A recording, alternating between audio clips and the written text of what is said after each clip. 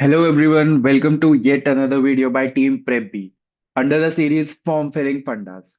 So this particular video is about how to tackle the questions that are there in IIM Lucknow's form, right?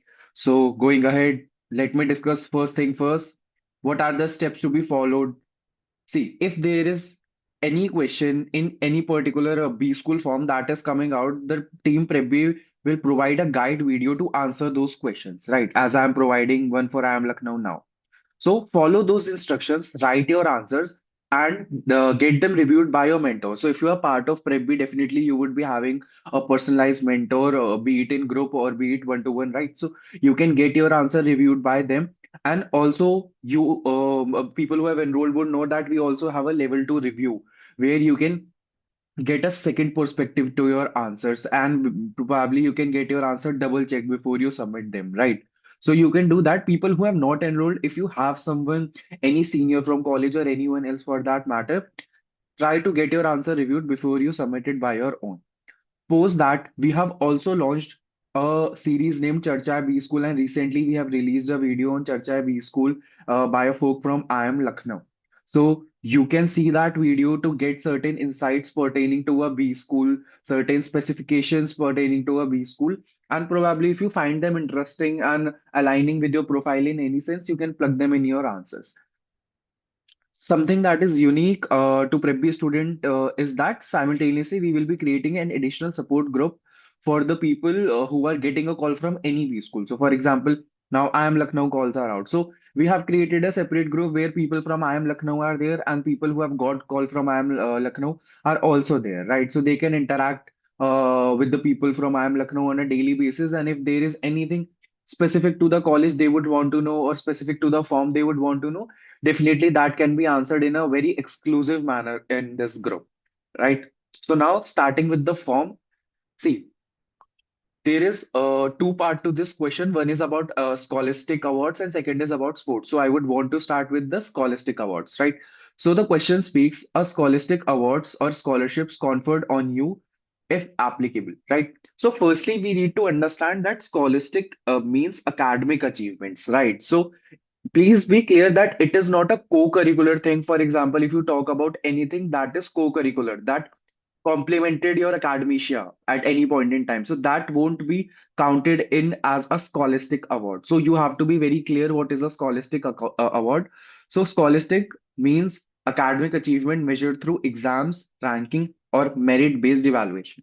Understood? So now when you're clear what exactly is a scholastic award, I have also listed down certain examples.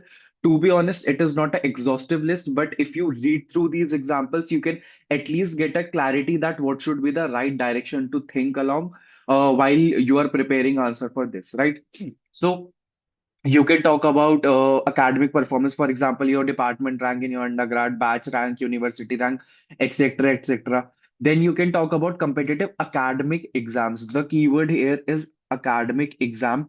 For example, Olympiads, that national level Olympiads, see, national level Olympiads in your school, NTS, SEKV, PY.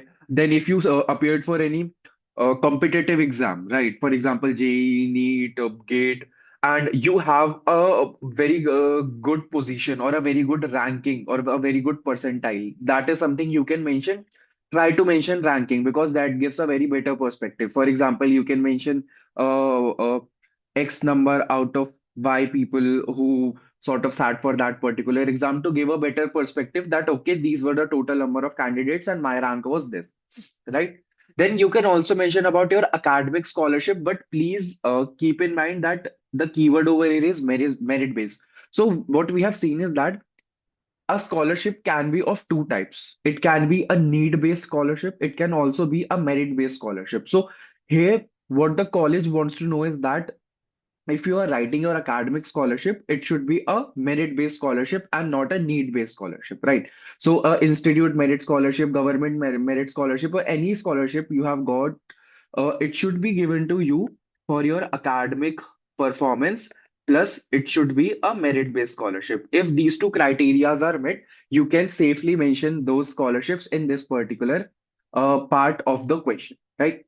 So, if this is clear, let us go to the next question that talks about your Give details about your accomplishments, award received, and position held in sports and hobbies.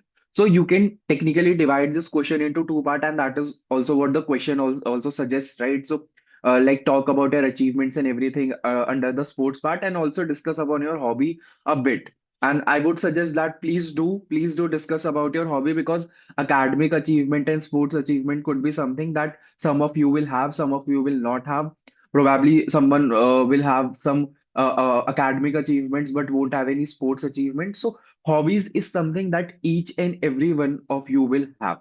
So if you use this framework, if you write your hobby in this particular manner, it can create a very good impact, and it will not be a random question talking about your hobby, but a good a question where you can not just talk about your hobby, but also talk about your personality traits and a bit more than your hobby. You can talk about yourself a bit more than your hobby.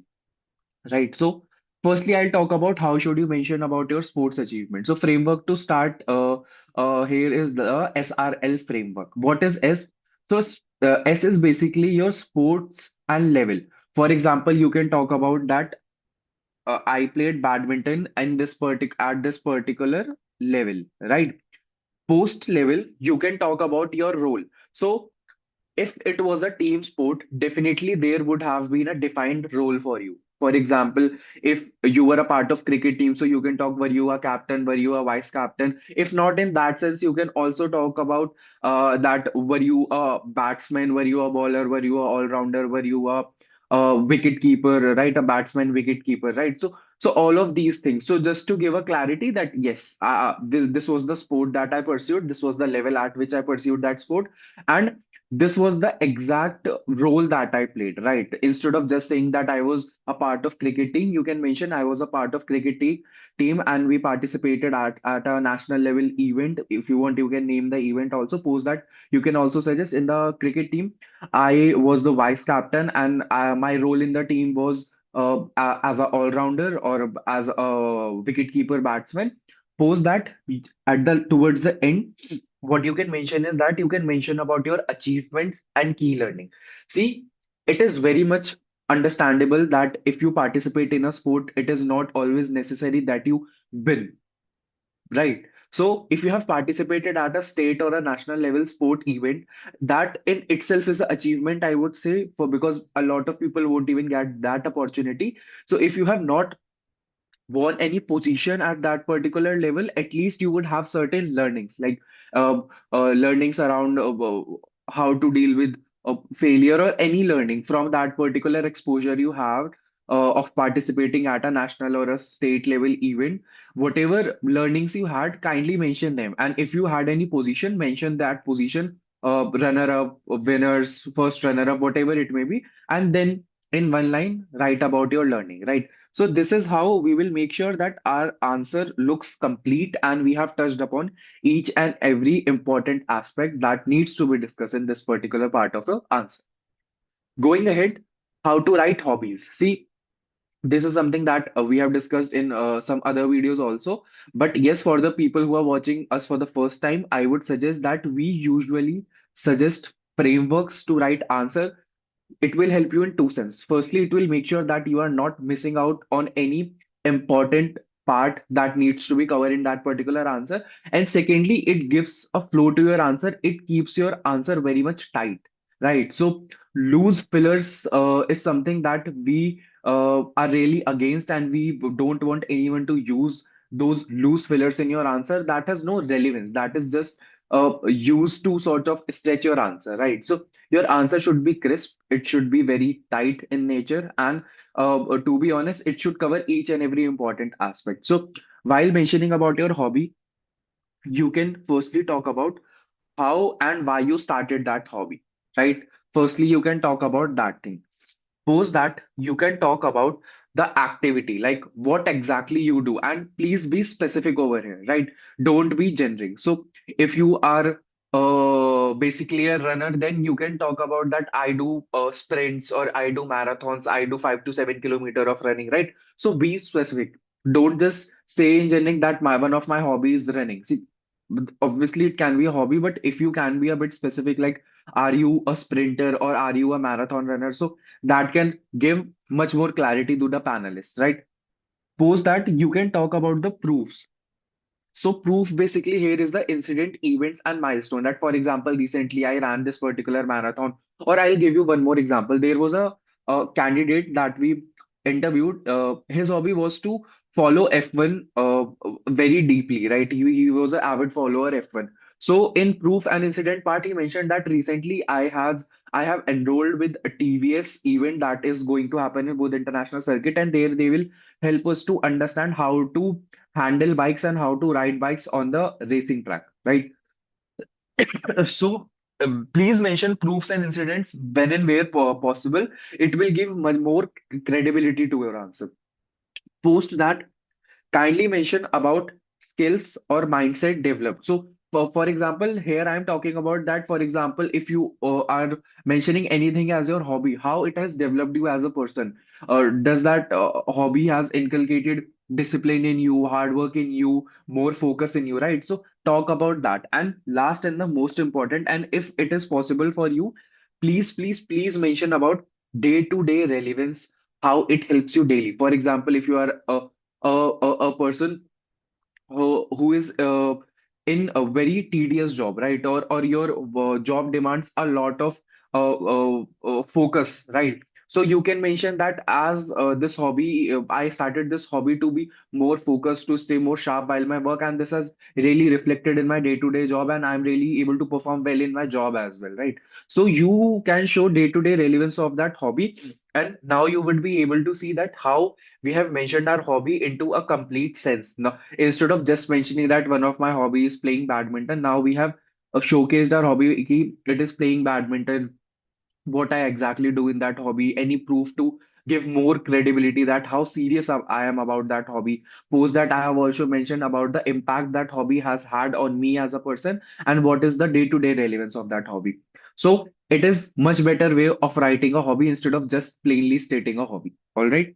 Now, coming to the last question in this particular form, and this is a question that if you have filled any other form, you would have seen similar question in most of the forms. This is a very common question, and it is very similar to writing a SOP, right? So what is asked over here is, why do you wish to pursue education in management? That is technically your YMBA part only, right? And post that, they are also asking, what is your career plan? So your career plan basically entails through the STG and the LTG part of this particular thing, right? So let me break it down for you. So at least one or two lines should be given about your past, right? So you can talk about your UG, your work ex, internships, life projects, right? Etc. etc. So you can mention all of these things, but as I mentioned, one or two lines. So what exactly needs to be mentioned over here, right? So kindly mention those things that can give a base for your upcoming answer. Don't mention anything randomly to introduce yourself. This is not an introduction question, right? This is a question that someone needs a direction towards your YMBA. So mention anything that sorts of give a direction to your YMBA, right? Now we divide this YMBA into majorly three parts. So first part could be, so this is P1 and this is P2. So part could be a void. Second part could be a inclination, right? So when you have mentioned anything from your past, it would be an experience or an exposure. There could be two major feelings that you would have. First could be a feeling of void. Ki, hey, this is something that I need to have in my life to do something that I want to do, right? But I don't have that particular. It could be a skill set, it could be a knowledge, it could be a subject matter expertise, right? It could be anything. But you have realized that due to certain exposures in your life that hey, this is something that I miss in my current skill set or knowledge domain, and I would want to fill that particular void in my life, right? First instance could be this. Second could be this, that you are doing something already. You are doing a job or you are doing an undergrad, but due to certain exposure or due to certain experiences by your life project, by your startup, or anything for that matter, you have realized that yes, this is something you like, but you have found something that you like even more, right? For example, I'll take my example. I was doing BTech, but I also tried to pull up a startup while COVID. And through that, I was exposed to how sales and marketing runs in a business. And that exposed me to a lot of nuances of sales and marketing. And by that, I got very much inclined towards sales and marketing. And that is how I shaped my answer for why MBA, right? So my trajectory lied in the inclination part, but for some of you, it can lie into void part also. Now, where once you have decided that is it a void or is it an inclination, then we will move towards to P2. Here you will talk about how you can meet up your inclination or how you can build upon your inclination by doing an MBA or how you can fill a void by doing an MBA, right? So now it should be very clear that when you talk about a experience from your past, it should clearly somewhat aligns with what MBA has to offer. Then only that void will make sense. All right. Now going ahead to the STG part. So STG part covers 2 years of your MBA and maybe 2 to 3 years of your job post MBA, right? So for the people who have already enrolled, we have taken a very in-depth session, and you obviously know what are the do's and don'ts of STG. For the people who are watching this video for the first time and are not part of Prep, see, let me tell you one thing. The only thing that I would tell you is that please don't try to show a lot of a flexibility in the sense that keep I would want to do a lot of things in your short-term goal, right? Because please understand when you are into your MBA, right? In that sense, also you are confined by a curriculum and there are certain expectations, right? So in STG, please focus on learning curve, right? Please focus on learnings. Please focus on getting more and more experiences, exposed to newer situations by XYZ events, right? So please, instead of being a lot implementation based key, I want to do this, I want to do that, I want to do that. So please try to at least start your answer. I want to learn all of these things. I want to apply all my learnings, right? So it should be a mix of learning and reapplying, right? And in LTG, obviously, be flexible, be agile. Don't show rigidity that I want to become a CEO. I want to have this particular CTC. Don't mention all of these things. Be flexible, be agile, and try to make a answer that is impact driven, right? So here, what our focus should be on impact, right? So in STG, it should be learning driven, and in LTG, the long term goal, it should be impact driven. So I feel if you take care of all of these points, your answer should look good. It should be in a complete structure. And obviously, when you prepare this answer, also be prepared for the cross questionings, right? So this is all from my side for this particular video.